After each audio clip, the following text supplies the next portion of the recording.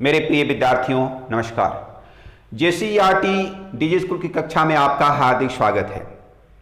मेरे प्रिय विद्यार्थियों, आज मैं बात करने वाला हूं माटी की, अपनी धरती की माटी की।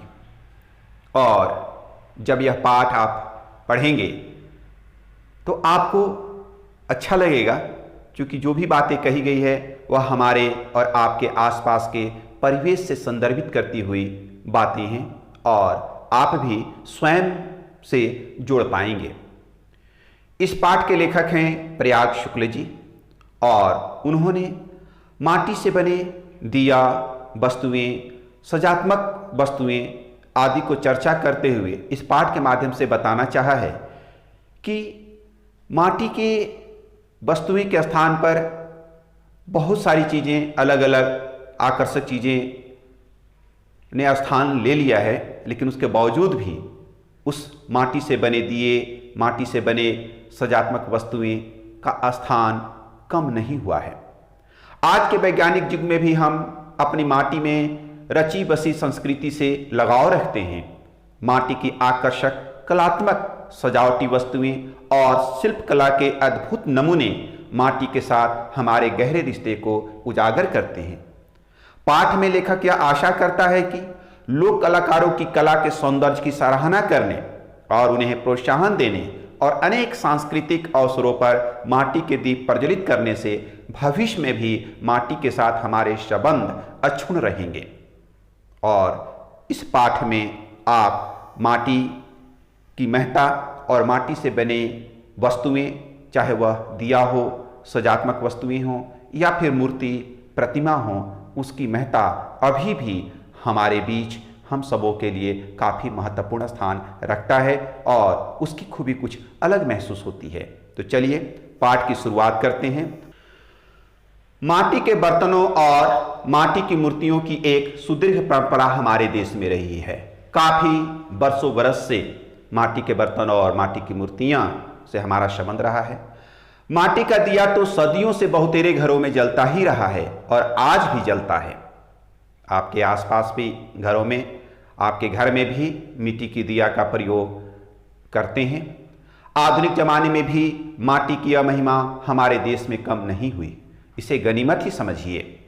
लेखक कहते हैं कि इसे आप गनीमत समझिए, क्योंकि वह माटी के लिए अलग से कोई पैसे नहीं देने होते हैं। माटी प्राकृतिक रूप से उपलब्ध होता है और इन चीज़ों से बनी हुई वस्तुएं आज भी कहीं न कहीं सस्ती दरों पर उपलब्ध हो जाते हैं और उसकी खूबियाँ और उसका आकर्षण कुछ अलग होता है जो हम सबों को प्रभावित करता है। आधुनिक उपकरणों ने शहरी जीवन में माटी की जगह भले ही कुछ छीनी हो, लेकिन यहाँ भी कम से कम पानी से भरा मटका अभी भी बचा हुआ है। हम लोग मटके का पानी पीने में बहुत अच्छा लगता है और अगर आप बात करें तो फ्रिज या अन्य माध्यम से जो पानी हम लोग पीते हैं, उससे मटका में जो पानी रखा जाता है उसकी ठंडक और शीतलता बहुत ही भाती है और हम सबों को पसंद भी है। जिसका पानी पीना बहुतों को अच्छा लगता है, मटका का पानी पीना बहुतों को अच्छा लगता है। माटी की गमले भी क्या शहर और क्या गांव, सब जगह दिखाई पड़ते हैं। दिल्ली जैसे शहर की ही बात करें तो हर गली मोहल्ले में रेहड़ी पर भी मिट्टी के गमले बेचने वाले मिल जाएंगे। माटी की सजात्मक वस्तुएं भी शहरों में काफ़ी बिकने लगी है। लेखक बताते हैं कि दिल्ली जैसे महानगर, वहाँ भी रेहड़ी पर, गली मोहल्ले में, रिक्शे पर मिट्टी से बने गमले बेचने वाले मिल जाते हैं। और जो सजात्मक वस्तुएं हैं, जो साज सज्जा के रूप में हम अपने कमरे में, ड्राइंग रूम में रखते हैं, वैसी वस्तुएं भी मिट्टी से बनी हुई मिलती है और वह बहुत ही आकर्षक भी होता है। कई आधुनिक घरों में आपको माटी के बड़े बड़े मटके सजे हुए मिलेंगे जो कभी अन्न रखने के काम आया करते थे। तो बड़े बड़े घड़ा या और उससे बड़े बर्तन, उसमें हम अनाज को रखते थे, किसान अनाज को रखते थे और वह अनाज काफ़ी सुरक्षित भी रहता था। और आज भी कई घरों में, गांवों में यह मिट्टी का बर्तन आपको मिल जाएगा। लेकिन माटी की चीज़ों के इस प्रचलन से यह नहीं मान लेना चाहिए कि हमारे कुम्भकार की हालत बेहतर हो गई है। लेकिन ध्यान देने वाली बात है, हमारे कुम्हार जिसे हम कुम्हार कहते हैं, जो मिट्टी के बर्तनों का बनाना उनको आता है और वह बनाने में काफ़ी महारत उन्हें हासिल होता है। तो लेखक यहाँ कहते हैं कि ऐसा नहीं है कि अभी मिट्टी के बर्तन, मिट्टी के बने हुए साज सज्जा के सामान हम सब खरीदते हैं, इसका मतलब कि कुम्हार की हालत, आर्थिक स्थिति अच्छी है। वह उनकी आर्थिक स्थिति अभी भी अच्छी नहीं है। वह तो लगभग जहाँ का तहाँ है, पहले भी जैसे वह गरीबी हालत में थे आज भी वैसे ही हैं, और कोई आंकड़े तो उपलब्ध नहीं हैं। लेकिन यह एक सच्चाई है कि अब कुम्हार के पेशे को स्वयं कुम्हारों की नई पीढ़ियां चाव से नहीं अपनाना चाहती। यह भी एक सच्चाई है कि और चीज़ों की कीमतें चाहे जितनी बढ़ी हों, लेकिन मिट्टी के बर्तनों और मिट्टी से बनाई गई चीज़ों की कीमतें बढ़ी भी है तो बहुत ज़्यादा नहीं। लेखक बताते हैं कि कुम्हार की आर्थिक स्थिति अच्छी नहीं है। क्यों? क्योंकि जो मिट्टी के बर्तन, मिट्टी की मूर्तियाँ या साज सज्जा के जो सामान होते हैं उसके दाम बढ़े हैं, लेकिन अन्य वस्तुएं की तुलना में उसके दाम उतने नहीं बढ़े हैं। अर्थात जो कुम्हार मिट्टी के बर्तन, मिट्टी के साज सज्जा के सामान या दिया वगैरह बनाते हैं, लेकिन उनको उचित मूल्य नहीं मिल पाता है। वह आर्थिक रूप से अभी भी कमज़ोर हैं और शायद यही कारण है कि उनके जो बच्चे हैं, जो नई पीढ़ी है, वह चाव से यह काम करना पसंद नहीं कर पा रही है, नहीं करती है। हम सबके मन में रहता है कि क्या हुआ, यह माटी का ही तो है। कुछ दिन पहले मेरे एक मित्र अपने लिए माटी के कुछ गमले खरीद रहे थे और 7, 8, 10 रुपए के गमलों की कीमत भी वह आदतन कम करा रहे थे। इस पर उनकी बेटी ने धीरे से कहा, इनकी कीमतें क्यों कम करा रहे हैं? मुझे उसकी बात अच्छी लगी। लेखक बताते हैं कि हम सबों का जो व्यवहार होता है यह सोचकर कि मिट्टी का है, इसका ज़्यादा मूल्य देने की क्या ज़रूरत है, तो चाहे वह मिट्टी के बने वस्तुएं का दाम जितना भी कम कुम्हार या बनाने वाले शिल्पकार रखते हैं, फिर भी हमारी आदत होती है कि उसे हम कम कराते हैं। तो एक वाक्य का जिक्र लेखक करते हैं कि उनके मित्र जब मिट्टी के गमले खरीदने के लिए जब गए तो 7, 8, 10 रुपये दाम उसने बताया, लेकिन फिर भी वो कम कराना चाह रहे थे। जो उनके साथ बेटी थी उसने कहा कि इतने कम दाम होने के बावजूद भी आप कम क्यों करा रहे हैं? और यह बात लेखक को बहुत पसंद आई कि यह सोच आवश्यक है कि उसे उसके मेहनत का, उसके जीविकोपार्जन के साधन बन पाए उस काम करने के कारण।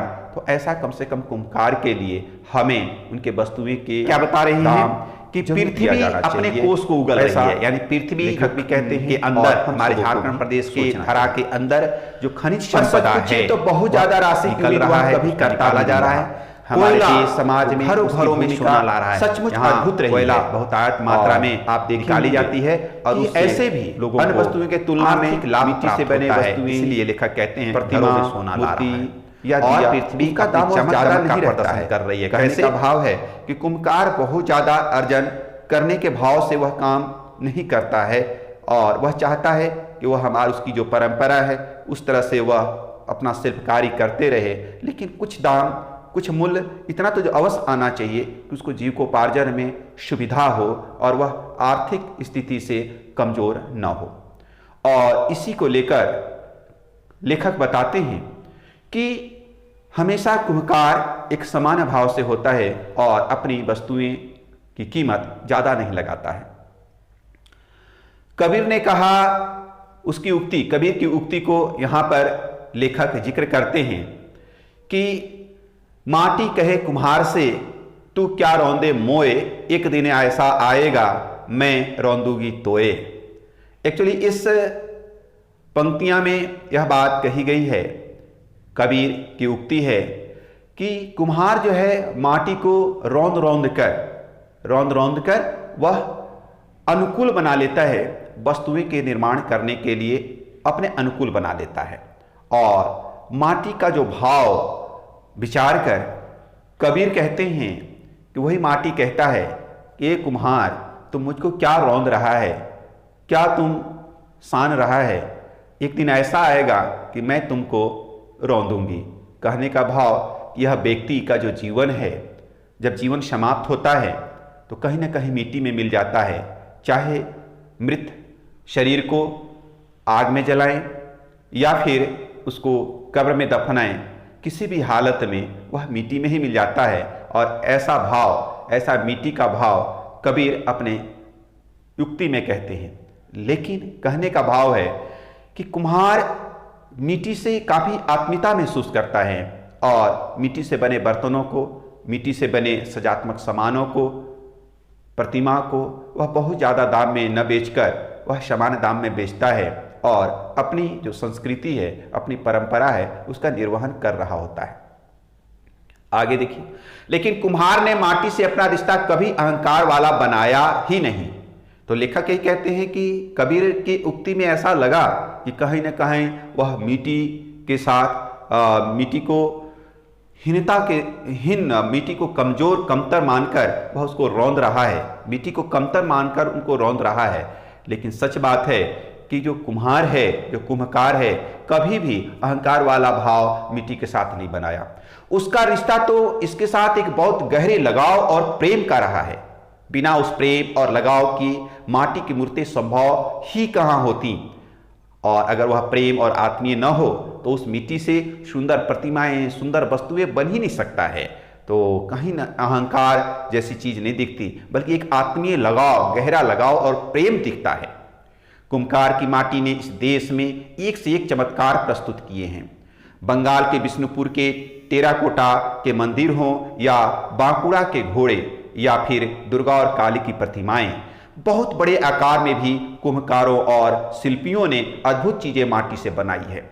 तो माटी से केवल छोटी वस्तुएं ही नहीं, दिया, छोटी छोटी प्रतिमा, साज सज्जा के सामान ही नहीं, बल्कि इस पाठ में लेखक बताते हैं कि बंगाल के जो बिष्णुपुर का टेराकोटा के मंदिर, टेराकोटा जो मिट्टी से बनाने के बाद पका दिया जाता है और वह काफ़ी दीर्घजीवी होता है, तो उस मंदिर की चर्चा करते हैं। बांकुड़ा के घोड़े, वो भी मिट्टी से बना हुआ है। और दुर्गा और काली की प्रतिमाएं की बात करें तो वह बहुत ही आकर्षक और मनभावन है। बहुत बड़े आकार में भी कुम्हकारों और शिल्पियों ने अद्भुत चीजें माटी से बनाई है। यह उनकी कलाकारिता, शिल्पकारिता है और जिसको हम सब आज भी बहुत सराहते हैं। माटी से बर्तन, मूर्तियां और सजात्मक वस्तुएं ही नहीं बनती रही हैं, माटी के खिलौने की भी एक बड़ी दुनिया रही है और है मक्षकटिकम, यानी मिट्टी की गाड़ी का वर्णन हमारे साहित्य और आख्यानों में तो रहा ही है। इसे गांव में धूल से सने बच्चे सचमुच खींचकर खुश होते रहे हैं। इसे गांव में धूल से तने बच्चे सचमुच खींचकर खुश होते रहे हैं। तो माटी से बर्तन, मूर्तियां, सजात्मक वस्तुएं ही नहीं, बल्कि माटी के खिलौने की एक बड़ी दुनिया रही है। मृच्छकटिकम यानी मिट्टी की जो गाड़ी का वर्णन साहित्य और आख्यान यानी कहानियों में जो बातें आई है, गांव में धूल से सने बच्चे अपने उन खिलौनों को खींच खींच कर काफी खुश होते रहे हैं। अब लेखक आगे बताते हैं, दिवाली आ रही है, बिजली के लट्टुओं और मोमबत्तियों की जगमगाहट के बीच अभी भी संभवतः माटी के दिए ही सबसे ज्यादा दिखाई पड़ेंगे। दिवाली में आप देखते हैं कि बिजली जो आर्टिफिशियल जो बिजली के बॉल और बत्ती होते हैं उसको अधिकतर लोग जलाते हैं, लेकिन अभी भी हमारे गांव में, हमारे समाज में आज भी मिट्टी का दिया जलाना काफ़ी मनभावन लगता है और लोगों के द्वारा पसंद भी किया जाता है। इसमें चाहे धनी हो या निर्धन, माटी का दिया वह घर में रखना चाहता है। पता नहीं ये दिए कितने लाख या करोड़ हर साल बनते होंगे और आप अनुमान लगा सकते हैं कि इतनी संख्या में दिए बनते हैं और हमारे कुम्हकार और शिल्पकार उस मिट्टी के दिए को बनाते हैं जिसका उपयोग हम सब करते हैं। आगे देखिए, आधुनिक काल में अब कुछ नई चीजें भी मिट्टी से बनने लगी है या बनवाई जाने लगी है। इसे भी शुभ लक्षण ही माने, क्योंकि अगर ये किसी लहर के तहत भी बनवाई जा रही हो तो भी क्या हर्ज है। पिछले वर्ष एक परिवार ने हमारे घर दिवाली पर माटी की एक थाली में माटी के लक्ष्मी, गणेश और कुछ दियों समेत खील बतासे भेजे थे। लेखक बताते हैं कि आधुनिक काल में अब नई चीजें भी माटी से बनने लगी है और बनवाई जाने लगी है। लेखक का कहना है कि बहुत अच्छी बात है। हो सकता है किसी खास प्रयोजन से ही ऐसा हो रहा हो, लेकिन इसमें कोई हर्ज नहीं है। अगर वह मिट्टी की महता, मिट्टी से बने वस्तुएं को लोग स्वीकार कर रहे हैं तो इसे अभिनंदन करना चाहिए।